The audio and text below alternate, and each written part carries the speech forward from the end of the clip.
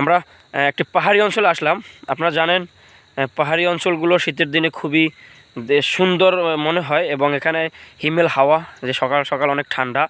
তো এর ভিতরে আমি যতটুকু এখানে এসে ইনভেস্টিগেশন করে জানতে পারলাম, এখানে যারা সাধারণ মানুষ রয়েছে তাদের কিন্তু এই পাহাড়ি অঞ্চলের জীবনযাপন করতে অনেকটা কষ্ট হয়। কষ্ট বলতে বিশেষ করে পানির উঠানোটাই তাদের জন্য বেশি কষ্টকর। যেমন আমরা এই যে পাহাড়গুলো দেখতে পাচ্ছি পিছনে, আমার এই যে ব্যাকগ্রাউন্ডগুলো দেখতে পাচ্ছেন, পাহাড়ের ব্যাকগ্রাউন্ডগুলো, এই ব্যাকগ্রাউন্ডগুলোর এখানে যারা এই যে বাসিন্দারা রয়েছে, এই যে উপরে একটি ঘর দেখা যাচ্ছে আমার হাত বরাবর এদিকে, এই যে ঘরগুলো দেখতে পাচ্ছেন, এই ওনাদের পানির প্রয়োজন হলে একদম এই পাহাড়ের নিচে যেতে হয়, এই পাহাড়ের নিচ থেকে পানি উঠাতে হয়।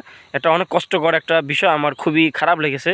তো সর্বমোট কথা হচ্ছে, যদি কারেন্টের লাইন থাকে মোটরের মাধ্যমে পানিগুলো তারা উঠাতে পারে সহজে।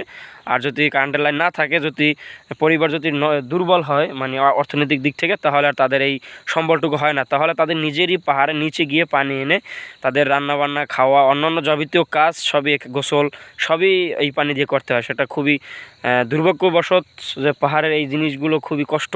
অন্যান্য বিষয়গুলো নিয়ে আছে মোটামুটি। এখানে অনেক বানরের প্রভাব থাকে মাঝে মাঝে। এই ধরনের জায়গায় যে ফল ফলাদি বিভিন্ন ধরনের গাছ রয়েছে, তো এখানে বানরের আক্রমণ থাকে। বানর অনেক সময় হাজার হাজার বানর একসাথে আক্রমণ করে, এটাও একটা দুর্ভাগ্যজনক বিষয়। আর